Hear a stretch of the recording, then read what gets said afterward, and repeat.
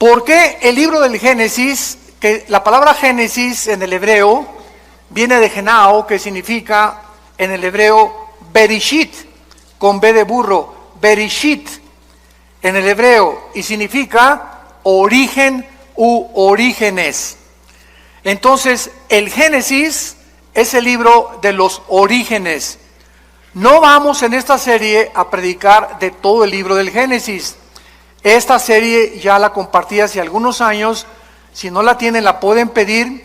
Tenemos casi todo el libro del Génesis, versículo por versículo. Esta serie se va a enfocar simplemente en los primeros 2 capítulos del Génesis. O sea, vamos a entrar con microscopio, vamos a entrar con lupa, vamos a ver que antes de que Dios creara el mundo, la tierra como la tenemos nosotros, antes de nosotros existía otro mundo, que es el mundo de los ángeles. Y vamos a ver que este mundo de los ángeles tenía como planeta este planeta en el cual tú y yo estamos, el planeta Tierra. Y vamos a ver cómo Dios comenzó a formar todo, y vamos a ver la profundidad que existe nada más en los primeros 2 versículos del Génesis. Ahí nos podemos detener casi un mes para que podamos nosotros entender la profundidad de la mente de Dios. Entonces vamos a estudiar claramente la eternidad de Dios. Cuando hablamos de la eternidad, pues la mayor parte de los cristianos no sabemos qué significa eternidad. Creemos que es un punto de una línea recta que sale y continúa eternamente. Sin embargo, esto es una medida de nosotros, esto no es la eternidad. O cuando decimos por los siglos de los siglos o secula seculorum, creemos que ya nos vamos a seguir extendiendo por todo el tiempo. Vamos a descubrir otras cosas diferentes que Dios hizo y creó. Y vamos a ver también las 3 palabras en el hebreo que son importantísimas para poder entender qué cosa Dios creó de la nada, que es la palabra bara, qué cosa Dios creó para formar, que es yatzar, y qué cosa es darle forma a algo, que es la palabra asa, así como suena, bara, yatzar con Y y asa. Si nosotros no conocemos estas 3 palabras, entonces no vamos a entender, por ejemplo, por qué hasta el 4.º día Dios creó los cielos y la tierra. Y cuando alguien me dice eso, yo les digo, ¿en dónde dice eso? Porque en mi Biblia no lo dice. ¿Cómo no, hermano? Léale ahí, Génesis 1.14, dijo luego Dios. ¿Qué cosa dice? No dice Dios creó, dijo luego Dios, haya lumbreras. Y esta palabra haya es la misma palabra hebrea, haya, que significa hacer o que se ponga algo en movimiento. Entonces, el sol y la luna ya existían. Dios no los creó en el primer día de la creación de nosotros, sino que en el mundo anterior de nosotros, el sol y la luna ya existían. Y el universo sufrió una especie de congelamiento para que cuando Dios volvió a recrear todo y a colocarlo en nosotros, Dios puso en movimiento lo que ya existía. Entonces, todas estas cosas escondidas y todas estas cosas maravillosas de la Biblia, las vamos a ir, por favor, estudiando, analizando, investigando con lupa, con microscopio, porque es ya tiempo que la iglesia de Dios pueda salir de la leche y ya podamos comenzar a comer algo mucho más sólido, que es la palabra de Dios. Ahora bien, para esto es muy importante que recordemos algo. Necesitamos aprender a pensar. Todos se quedan ahorita así. ¿Qué querrá decir con que yo necesito pensar? ¿Que acaso soy un mono o un simio? ¿No pienso o no razono? Bueno, cuando estoy diciendo necesitamos aprender a pensar, el pensamiento dentro de la filosofía griega o dentro de Sócrates, Platón, Demóstenes, etcétera, etcétera, significa no solamente pensar en algo, sino meditarlo, comerlo, asimilarlo hasta que tú lo entiendas. Y esta es la palabra que se usó en el hebreo, meditar. Salmo número 1. De día y de noche medita en este libro de la ley. Dios le dice a Josué, Josué 1, 8 y 9, Josué medita día y noche. O sea, medita es la palabra que se usa para las vacas. Cuando una vaca come, tiene varios estómagos. ¿Sabían ustedes eso de las vacas? Entonces la vaca come la paja o la hierba y hace esto. Y le da, y le da, y le da, y le da, y después de 10 o 15 veces la pasa a los intestinos. Eso es la palabra meditar. De tal manera amó Dios al mundo que dio a su Hijo, de tal manera, y comienzas, de tal manera, ¿de qué manera, Señor? Y ahí hay una pregunta, amó Dios al mundo, ¿nos amaste? ¿Qué significa el mundo? ¿Las personas o el planeta Tierra? Que dio a su Hijo unigénito, ¿qué significa que nos diste a tu Hijo? Y te vas analizando cada frase, la vas asimilando, vas pensando en ella, y de repente, eureka, como decían los griegos, lo entiendes, y comienzas a descubrir la iluminación que necesitamos de la palabra de Dios, que nos la da el Espíritu Santo. Entonces ya adquiere la Biblia vida a tu espíritu, porque has aprendido a leerla, y no basta leerla, hay que estudiarla, hay que meditarla, pensar en ella y hay que memorizarla. Yo no les pido a nadie que levante su mano en esta mañana, pero ¿cuántos de ustedes memorizan 2 o 4 versículos diarios? Si yo te paso al frente de perdidas, ¿puedes decir de memoria el Salmo 23? ¿Ya de perdida? ¿O podrías decir de memoria el Salmo 90? ¿O nada más Juan 3:16? Estoy hablándoles muy en serio, O sea, si el cristiano no memoriza la Biblia, no vas a poder expandir tus pensamientos ni tu comprensión de la voluntad de Dios. Tenemos que memorizarla todos los días.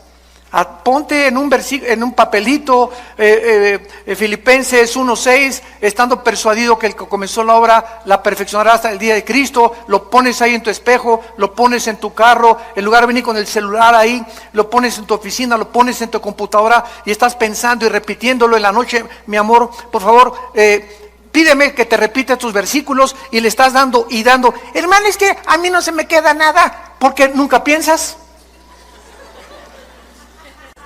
Yo no tengo memoria porque no la has practicado. Pero si no estás en un psiquiátrico, tienes memoria. Si no estás mal de la cabeza, tienes memoria. Y no se te quedan las cosas porque nunca lo has practicado. Es como un músculo la memoria. Tenemos que estar ejercitando y vas a descubrir que podemos llegar a memorizar capítulos enteros, salmos enteros de la Biblia. Entonces, todo esto es lo que se llama, y lo que le dice Pablo a Timoteo en su segunda carta, esfuérzate en la gracia de Jesús. Necesitamos poner más de nosotros para poder comprender más la mente de Dios. Hace muchos años, en Job capítulo 38, versículo 4, Dios le hizo esta pregunta a Job. Ahora bien, si a la iglesia ni la Biblia traes, pues ya no queda más cosa, ¿verdad?, más que llorar. Porque ya venía a la iglesia sin la Biblia, pues ya entonces ya no hay manera de poder explicar nada. Job 38:4. Dios le hizo esta pregunta a Job hace muchos años. ¿Dónde estabas tú cuando yo fundaba la tierra? Házmelo saber si tienes inteligencia. En otras palabras, esta pregunta nadie la ha podido contestar. En el afán de poder nosotros, los seres humanos, tratar de descubrir el origen del universo, o cómo el hombre fue puesto por primera vez, qué fue primero, el hombre o la mujer, fue realmente una primer pareja la que comenzó en el planeta Tierra. Y además, ¿hacia dónde se dirige el universo y nuestra vida, en este afán de descubrir las cosas, ¿qué hemos hecho? Muy bien, hemos utilizado dos medios. La ciencia, la palabra ciencia significa conocimiento humano, cuando es la ciencia secular. Entonces, a través de la ciencia, los científicos han inventado, han hipotetizado, han especulado, han filosofado, tratando de cómo comenzó todo e inventaron una teoría. Por eso se llama teoría. ¿Cuál es esta teoría? Se le llama el Big Bang o la gran explosión.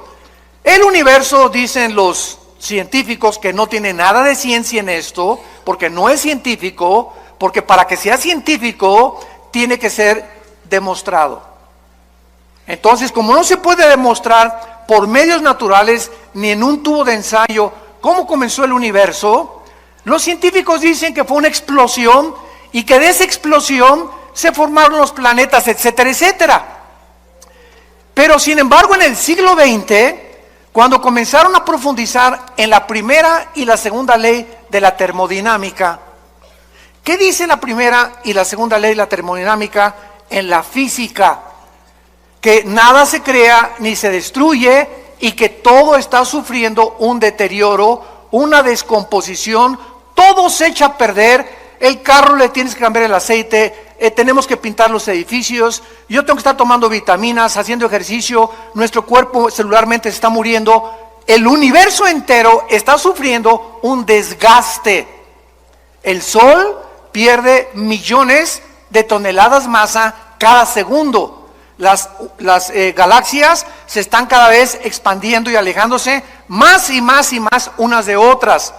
Esto es lo que establece inexorablemente la primera y la segunda ley de la termodinámica. Muy bien, estas leyes están declarando que es imposible que el universo haya comenzado con una explosión. ¿Por qué? Porque al decir que sí, el universo comenzó con una explosión y de la explosión surgió la materia, el tiempo y el espacio, estamos contradiciendo las mismas leyes de la física. Señores físicos y astrofísicos que nos acompañan y que nos escuchan a través de las redes sociales, ¿cómo puedes tú ser físico y astrofísico y contradecir, enseñarles a tus alumnos, venimos de una explosión y venimos de la nada, todo fue un accidente, y contradecir las leyes que te han enseñado, que son la base de la misma física? Entonces, nada se crea del desorden al orden. Todo es al contrario. Si yo tengo una enciclopedia y recorto en pedacitos todas las hojas de la enciclopedia y las pongo debajo de un ventilador, ¿cuántos millones de años tomaría para que se pusieran de la A a la Z en orden? Yo les contesto, 10 a la 12ª potencia. Infinito, nunca se haría tal cosa. ¿Cuánto tardaría para poner a 3 changos en un piano para que sacaran la 9ª sinfonía de Beethoven? Nunca jamás podría ser eso, una certeza se podría alcanzar, nunca jamás. Entonces es imposible, y al mismo tiempo, si llegamos a la conclusión, todo surgió de una explosión. Muy bien, maestro, le voy a seguir la corriente a lo que usted me está enseñando. Usted me enseña que la materia surgió de la nada. Ahora, ¿la nada produce algo? La nada no produce nada. Y si comenzó con una explosión, ¿quién la produjo la explosión? Tuvo que haber un acelerador que haya producido eso. Pero si no había nada antes de la explosión, ¿qué la produjo? Y seguimos esta línea filosófica y acabamos con la pregunta de los 64,000 pesos. ¿Y el pensamiento quién lo produjo? Virgen de María y José. ¿La materia produce el pensamiento? ¿La materia produce pensamiento? Un pedazo de roca, un pedazo de materia produce el pensamiento y la conciencia humana. Entonces, ¿se dan cuenta que estamos pensando? Es a lo que me refería. Cuando comenzamos a aprender a pensar y a seguir la lógica elemental, que es la línea que se tiene que usar para poder llegar a una verdad, necesitamos aprender a pensar. y no aceptar simplemente, pues venimos de chita, el universo fue hecho de una explosión, y en las universidades y en los museos se sigue enseñando esto, y la gente nunca se para a pensar si es verdad lo que te enseñaron. Otro ejemplo, todos nosotros venimos de la religión popular, de aquí en México. Mis padres, ¿verdad?, eran sumamente religiosos. Mi hermano Alejandro y yo, que él me guió a Cristo a mí hace 43 años, éramos así de misa de las 6 de la mañana, muy religiosos.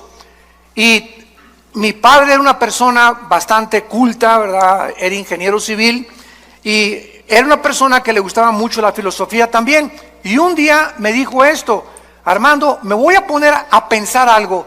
¿Es posible que nosotros los oremos y nos inclinemos ante las estatuas? Una vez me dijo: papá, inclinarse ante una estatua, oye, hey, ¿me oyes? No, no oye. ¿Ve? Tampoco ve. ¿Se mueve? Tampoco. ¿Ante quién estoy adorando? Y me puse a pensar, porque mi papá me puso esa pregunta, diciéndome que realmente él no creía tampoco en lo que la religión le había enseñado. Ahora, ¿es posible que lo que nos enseñaron contradiga la Biblia? Cuando la Biblia dice que somos santos ya delante de Dios. ¿Y por qué las personas que pertenecen a estas religiones, síganme con mucho cuidado, no se ponen a pensar que lo que están aceptando es completamente cuestionable y es ilógico y no puede ser? Porque no queremos pensar.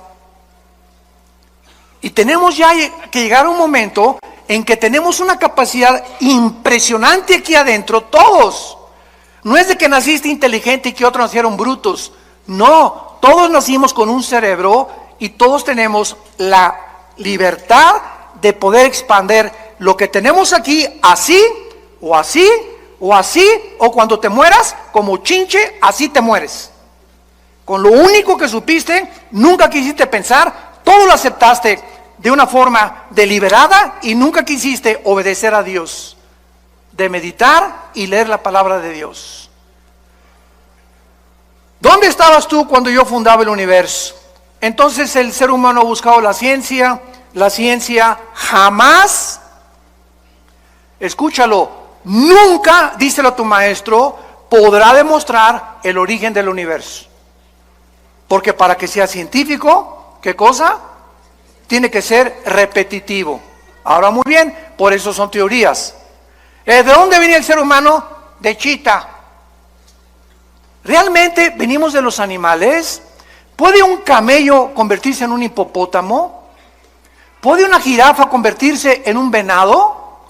¿Puede un tiburón convertirse en una ballena? ¿Puede una bacteria convertirse en un microbio o un microbio en una bacteria o una bacteria en otra partícula microscópica del mundo microscópico? Esto contradice la genética. ¿Qué dice la genética ahora que descubrieron el ADN? 1954, los doctores Crick y Watson, que tenemos dentro un software en las millones de células de nuestro cuerpo, donde dentro de mi célula tengo una particularidad donde está escrito quién soy. Esto está tremendo. Dentro de nuestro cuerpo, en cada una de tus células, está escrito quién eres, cuántos años vas a vivir, qué color de ojos tienes, qué color de tu piel es, el color de tu cabello, la altura, la mancha de tu abuelita, las orejas de papalote de tu abuelo, el carácter emocional berrinchudo de tu mamá, etcétera, etcétera. Todo eso está concentrado en el ADN, en el ácido desoxirribonucleico, ADN, dentro de nuestra célula. ¿Quién puso esa información ahí? El ADN de un camello es diferente al ADN de un hipopótamo, de un tigre, de un perro, de una vaca, etcétera, etcétera. La biología y la genética impiden la mutación de una especie a otra especie. ¿De dónde inventan que venimos de los animales? Nunca se han puesto a pensar. Ya la biología, las leyes de la ciencia, de la física, contradicen la teoría de la evolución que te enseñan en la universidad. ¿Y por qué te la siguen enseñando? ¿Por qué esos maestros que te la enseñan no quieren pensar? ¿Y por qué no quieren pensar? Porque les falta honestidad intelectual. Porque si fueran honestos intelectualmente podrían decir, oye, la biología niega la evolución. Los aminoácidos, que son los ladrillos de la vida, han impedido, impiden e impedirán la evolución. La física impide la evolución. ¿Por qué? Porque no venimos de menos a más, vamos de más a menos. La genética impide la evolución por la construcción del ADN, que no se puede hacer una mutación de una especie a otra especie. Y como dijo Dion Teofilito, en mi tierra, y seguirán buscándolo. El famoso eslabón perdido. Entonces, cuando tu maestro se vuelva a levantar en la universidad y te diga, venimos de los animales, y Darwin realmente no se ha equivocado en su libro El origen de las especies, levántate y dile a tu maestro, deme usted una muestra de una mutación de una especie a otra especie, y voy a creer que venimos de chita. Pero se sigue enseñando. ¿Por qué se sigue enseñando? Porque no quieren pensar y porque saben que si se ponen a pensar van a acabar en la Biblia.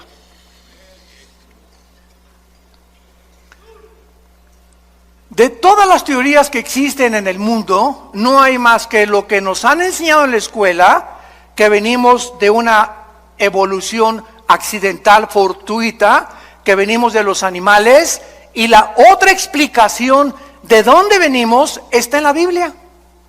No está en el Corán, ni en los Vedas, ni en el Tripitaka de los Budas, ni Mahatma Gandhi, ni de Confucio, en ningún otro libro sagrado, ningún otro libro de los billones de literatura que existen nos dicen de dónde venimos y quiénes somos más que la Biblia.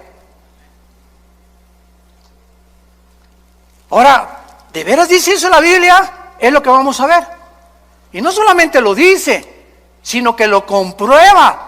Y conforme el mundo pasa y la ciencia evoluciona, la ciencia dice, y la Biblia tenía razón.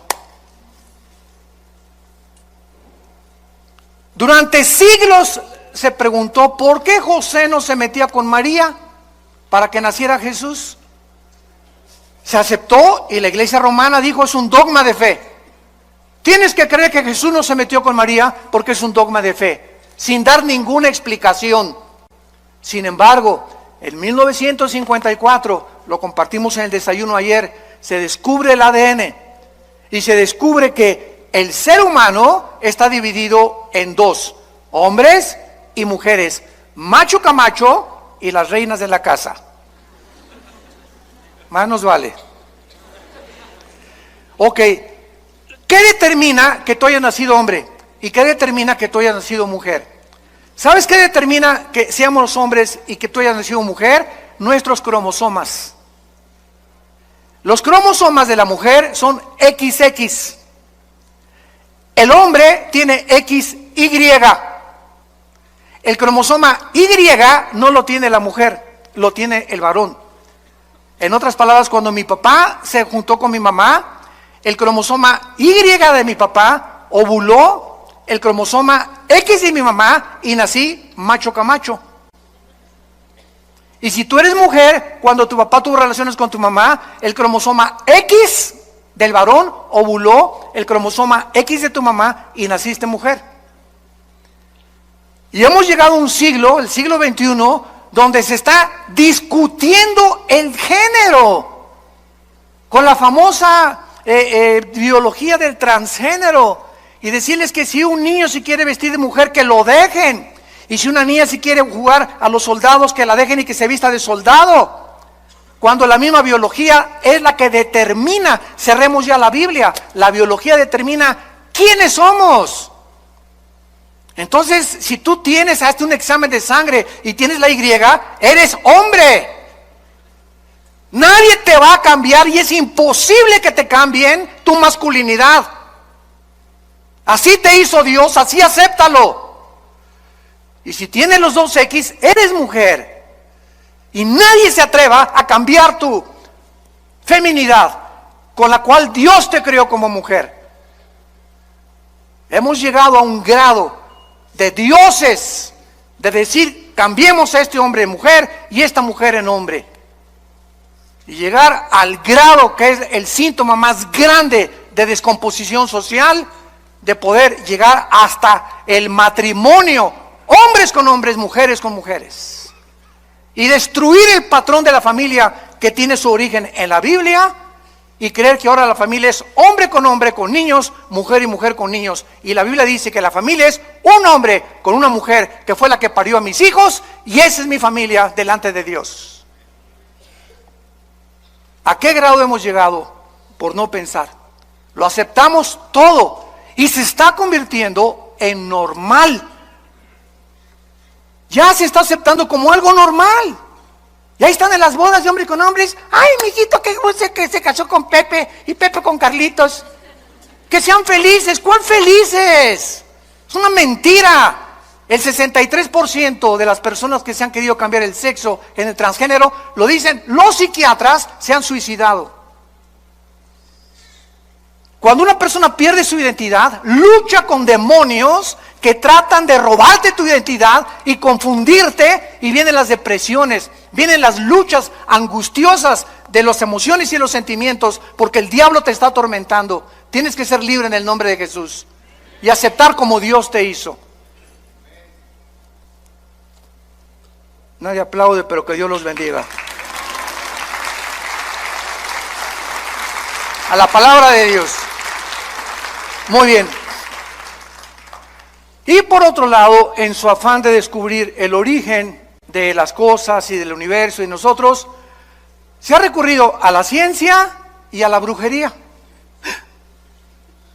al ocultismo, a las limpias, a tratar de penetrar en el mundo del más allá, con espíritus, con contacto con los muertos, con contacto con los espíritus, porque no sabemos quiénes somos, ni a dónde se van los muertos, ni qué nos da la energía, ni qué nos da el poder.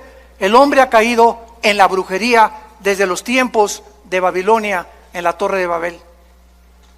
La Biblia dice que la brujería, la astrología, la magia tuvieron su origen en Babilonia, que es la ciudad más nombrada después de Jerusalén en la Biblia.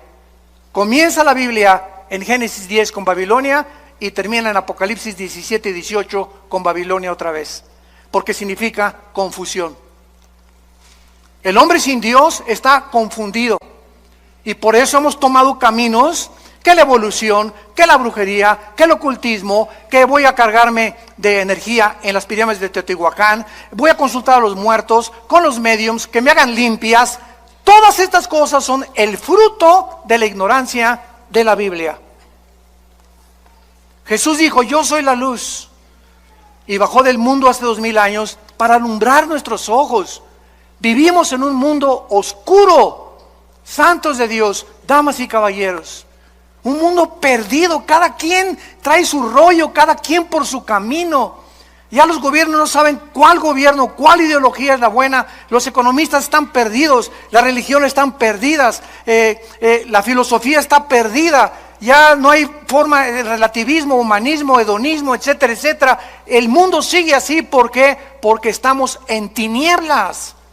Y Jesús hace 2000 años vino a sacarnos de las tinieblas. Y te ofrecen esta mañana, y ustedes que nos escuchan, salir de esa oscuridad, que las vendas se te caigan, recobrar tu verdadera identidad y ser feliz con una vida en abundancia, que es la vida que Cristo nos vino a dar. Muy bien.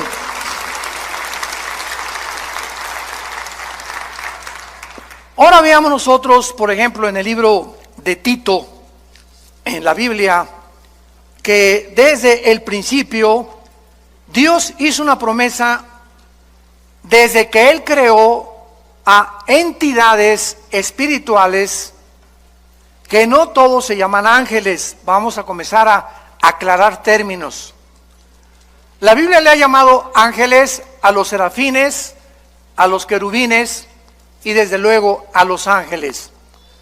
La palabra malak, con M de mamá y K al final, malak, en el hebreo significa enviados o correos. Y la palabra angelus en el griego, que se tradujo ángeles, significa lo mismo, mensajeros. Entonces, Dios creó, lo vamos a ver, serafines que se encuentran arriba de Dios. Arriba, todos los días diciendo santo, santo, santo. Dios creó después a otras entidades espirituales que se llaman querubines. La palabra querubín significa los que arden en el hebreo, los que arden. Y acuérdense que cuando Dios diseñó el arca en el tabernáculo, puso dos querubines, ¿se acuerdan? Inclinados con alas, dos alas cada querubín, mirando hacia el propiciatorio, hacia donde la sangre, el sumo sacerdote, una vez al año la derramaba. ¿Por qué? Porque los querubines en la Biblia significan la protección de la santidad de Dios. Entonces, los querubines no son mandados al mundo ni al universo. Son criaturas que están cerca de Dios, pero los ángeles son las criaturas que Dios creó y que se parecen a nosotros. Los ángeles son igualitos a los seres humanos. Si se apareciera ahorita un ángel, no distinguirías si es un ángel o es un ser humano. Dice Hebreos 13:4 que muchas veces hemos hospedado gente que no nos hemos dado cuenta que son ángeles. Aun cuando en su verdadera esencia los ángeles son altos, ¿verdad?, luminosos y fortísimos. Uno solo mató en el Antiguo Testamento a más de 3,000 filisteos. Entonces, los ángeles son los mensajeros de Dios. Las criaturas que Dios ha enviado desde donde Él habita hacia el mundo donde tú y yo vivimos. Y los ángeles, dice Hebreos capítulo 1, nos sirven a nosotros para cuidar. Salmo 90 también, a sus ángeles mandará ante ti que tu pie no tropiece en piedra. Y son luminares que nos guardan y nos han guardado muchas veces de muchos accidentes y de muchas cosas que nos pudieron haber sucedido de no haber sido por su intervención invisible. Entonces, esto es muy importante entenderlo. Los querubines no son ángeles, los serafines no son ángeles, los ángeles son los mensajeros, los que han venido al mundo a cuidarnos y a observarnos las 24 horas. En Tito capítulo 1, versículo 1 y 2, vean ustedes que antes de que Dios creara a los ángeles, querubines y serafines, antes de cualquier cosa, dice así: Pablo, siervo de Dios y apóstol de Jesucristo, conforme a la fe de los escogidos de Dios y el conocimiento de la verdad, que es según la piedad. Escucha, en la esperanza de la vida eterna, la cual Dios, que no miente, prometió desde antes. ¿De cuándo? Antes de que nada fuera creado, Dios prometió que a las criaturas que Él iba a crear fueran eternas. Y todas las criaturas que Dios ha creado somos eternas. Tanto los ángeles caídos que van a ser condenados serán condenados. Nosotros viviremos eternamente. Entonces es lo que se llama la vida eterna, que es la vida con Dios. Dios diseñó, planeó que todo lo que existiera fuera eterno porque Él es eterno. Entonces Dios le plació en su sabiduría crear la eternidad para que nosotros pudiéramos vivir en ella. Vean por ejemplo en Isaías capítulo 57, lo que la Biblia dice acerca de la personalidad y de la esencia de Dios. Isaías 57, versículo 15. Porque así dijo el alto y sublime, el que habita. ¿Dónde habita Dios? ahorita explicamos qué es la eternidad. Ahí vamos a entrar ya. El que habita la eternidad y cuyo nombre es el Santo. Yo habito en la altura y la santidad con el quebrantado y humilde de espíritu, para hacer vivir el espíritu de los humildes y vivificar el corazón de los quebrantados. Ahora sí, pongan mucha atención. Ya vamos a comenzar a aclarar muchas cosas. La eternidad, supongamos que está así, ¿verdad? En un espacio ilimitado, desde luego. Dios habita en la eternidad. La eternidad no hay tiempo. En la eternidad no hay pasado, no hay futuro. Cuando Jesús se revela a Moisés, Éxodo capítulo 3, le dice: yo soy el que soy. O sea, el que es, ¿verdad? Ahorita. Él es el Dios del presente. Yo sé que es difícil de entenderlo porque nosotros habitamos en 4 dimensiones donde hay pasado, presente y futuro, pero ahorita los fusibles no se les van a fundir. Entonces, la eternidad es donde Dios habita. Dios, entonces, cuando dice, en el principio Dios creó los cielos y la tierra, Dios creó abajo de la eternidad 3 cielos. El cielo donde Él habita, el cielo cósmico y el cielo atmosférico, segunda de Corintios capítulo 12, versículo del 1 al 3. Ahí Pablo menciona los 3 cielos. Entonces, estos 3 cielos no existían siempre. Fueron creados abajo de la eternidad.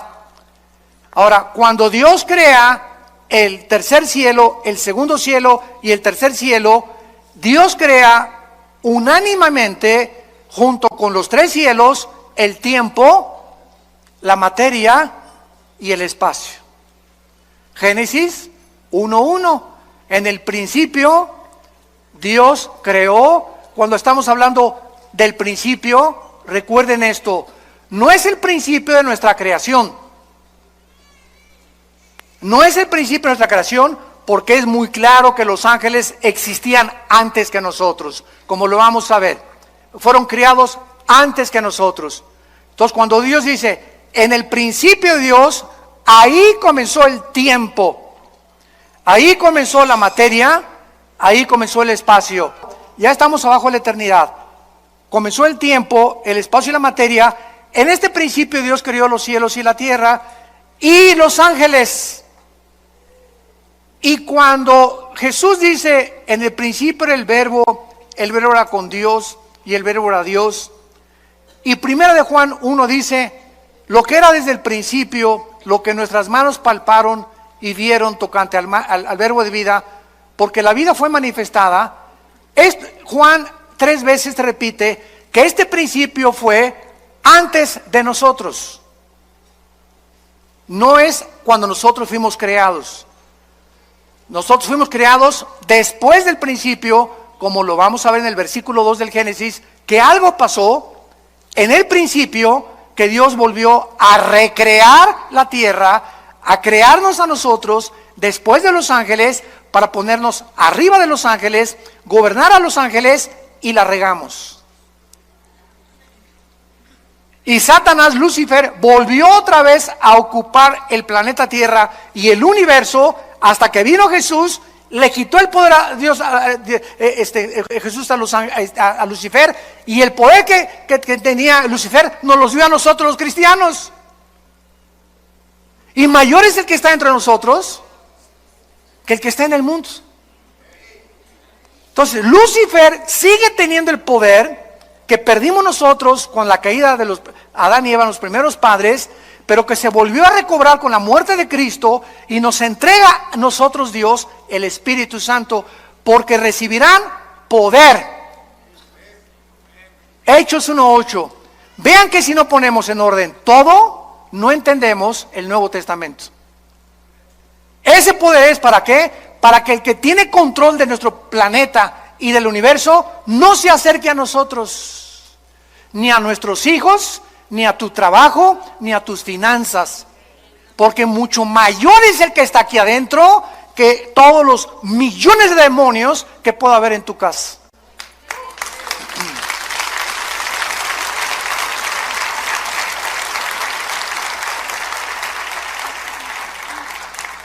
Ya, por favor, no digan, pastor, ¿puede venir a mi casa a echar el chamuco fuera? Pastor, oigo ruidos en mi casa, tengo mucho miedo, ¿puede venir a orar por nosotros a la casa? ¿Qué no sabes que tú tienes el mismo poder? ¿Pero por qué no lo sabes? Por la ignorancia de la Biblia. No la estudias, no la meditas, no la lees, no te ha iluminado el Espíritu Santo, el entendimiento para saber que en tu casa tú eres el sacerdote con tu esposa y tú puedes llegar a tu casa y en el nombre de Jesús aquí se va cualquier espíritu que no sea el de Dios y aquí habita Jesús y mi casa es tuya, Señor. Mi dinero en el banco no es mío, es tuyo. Todo lo que tenemos es tuyo. Cualquier daño que le quieran hacer a tus bienes, Señor, te lo hacen a ti, no a mí, porque me pongo a tu disposición, porque tú me hiciste y de tu gracia damos y de tu gracia recibimos.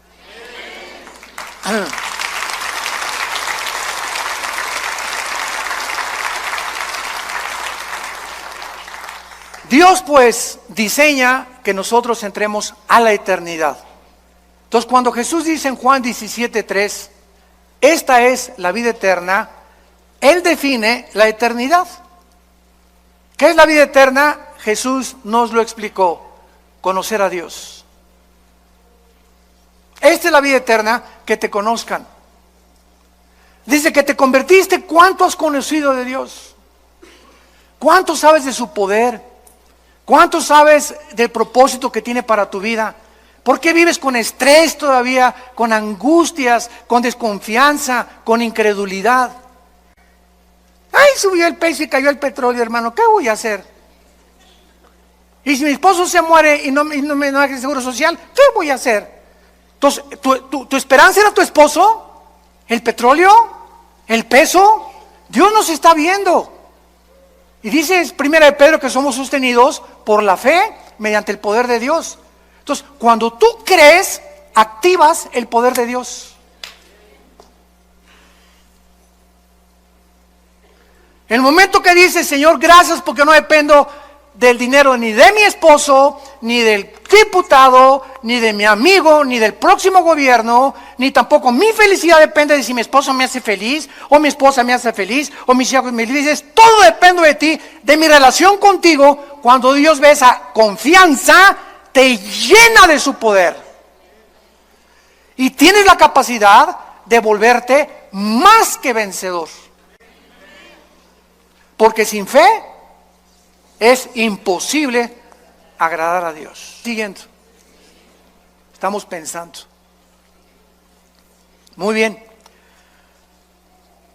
Dice en Primera de Juan capítulo 2 y explicando también la eternidad, porque es importantísimo antes de pasar y profundizar más. Primera de Juan 2:25, y esta es la promesa que Él nos dio otra vez, la vida eterna. Cuando yo oigo que hay cristianos que dicen que la salvación se pierde, les digo, ¿ya pensaron lo que están diciendo? Es que hay 5 pasajes en el Nuevo Testamento que parece que se pierde la vida eterna. Parece contra 200 que te dicen que no se pierden. Y de esos pasajes que parece que se pierde la vida o que se pierde la salvación, son completamente mal interpretados. Lo han sacado fuera de contexto porque no los han estudiado a la luz de las demás partes de la Biblia. ¿Qué es la vida eterna o vida temporal? ¿Cuál es la diferencia? ¿No sabes cuál es la temporalidad? He venido para darles vida temporal. ¿Eso dice la Biblia? No, ¿verdad? Nos viene a dar vida eterna. O sea, cuando un cristiano recibe al Espíritu Santo, en ese momento, dice Efesios capítulo 2, en ese momento entramos a la eternidad. Ya somos eternos. Por eso no vamos a morir espiritualmente jamás ya. Vamos a morir físicamente, nos van a enterrar, pero vamos a seguir viviendo. Tu pariente que se murió la semana pasada, no digas que se murió, pasó a mejor vida. Él sigue viviendo, seguimos viviendo. Esta es la esperanza que Dios nos ha traído. Que esta vida no lo es todo. Vamos a seguir viviendo. Y tú lo tienes que creer. Y cuando tú lo crees, no hay nada que te pueda detener, porque para nosotros es ganancia la muerte. Entonces, esta eternidad entra a nuestra vida cuando recibimos a Cristo como nuestro Señor y Salvador. Ya estamos sentados, dice Efesios 2, con Cristo. Ya somos más que vencedores, Efesios 1:3. Ya hemos sido bendecidos con toda bendición espiritual. ¿Qué significa esto? Que ya no le puedo decir a una persona, Dios te bendiga. No hay ninguna parte del Nuevo Testamento donde diga, Dios te bendiga. Porque dice la Biblia en Efesios 1:3 que ya hemos sido bendecidos. Entonces yo le digo, que la gracia y la paz sea contigo. Lean todas las cartas de los apóstoles y jamás dicen que Dios los bendiga. ¿Por qué? Porque ya estamos bendecidos. En otras palabras, ¿tú crees que por decirme Dios me bendiga me va a bendecir? No, ¿verdad? Me va a bendecir si yo ando camino con Él, no porque tú me lo digas. Y menos una persona que no es cristiana, Dios te bendiga. Mentiras, nunca lo va a bendecir. Al contrario, mientras él no reciba a Cristo, su vida irá de maldición en maldición. De botella en botella, de droga en droga, de cine en cine, de teatro en teatro, buscando siempre y sin encontrar. Las bendiciones entran a nuestra vida cuando aceptamos a Cristo como nuestro Salvador.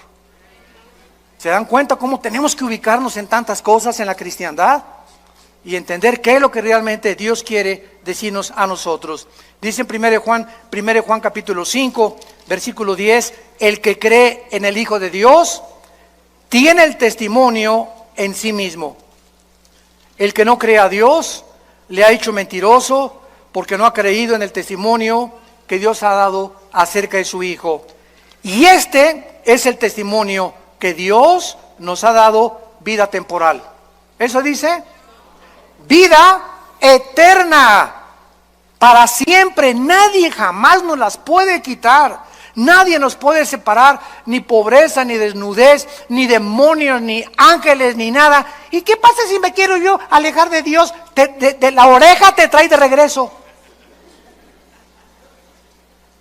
Lee el capítulo entero de Hebreos capítulo 12.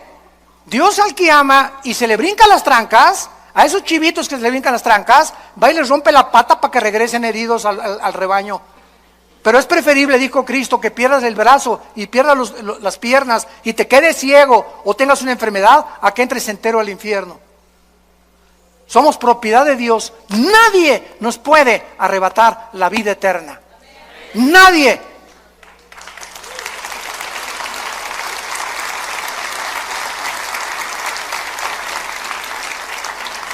Dios nos ha dado vida eterna y esta vida está en su Hijo.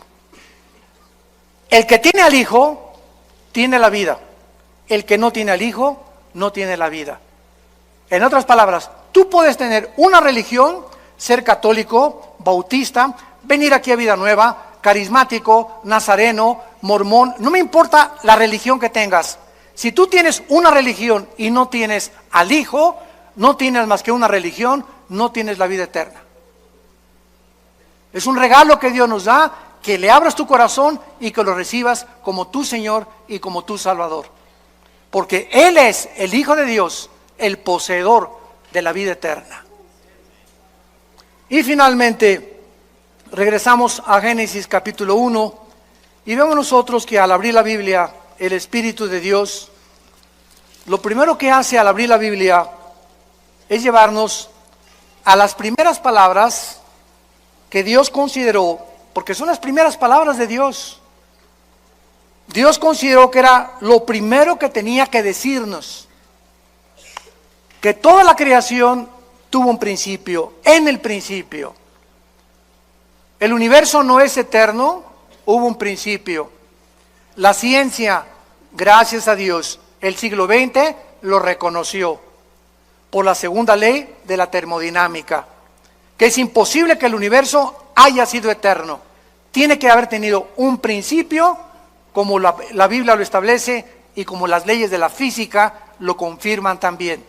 Ahora bien, si el universo tuvo un principio y nosotros de ese principio nos alejamos cuando pecamos contra Dios, cuando tú recibes a Jesucristo, tu vida comienza a tener un principio. comienzas otra vez a caminar con Dios. ¿Ya naciste de nuevo? ¿Ya tienes a Jesucristo como tu Señor y Salvador?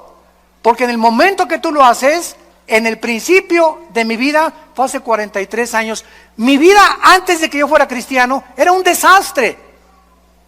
Pero cuando comencé con Cristo, comencé a caminar con Dios. Y a partir de ese momento, todas las bendiciones de Dios, el plan de Dios, la eternidad, lo comencé a comprender. Las vendas se nos caen de los ojos y comenzamos a ver la luz de Jesús. Ustedes son la luz, dijo Jesús Mateo 5, así alumbre vuestra luz delante de los hombres. Dios te quiere salvar para que vayas con tu familia que está en la oscuridad, en el paganismo, en la idolatría, en las religiones.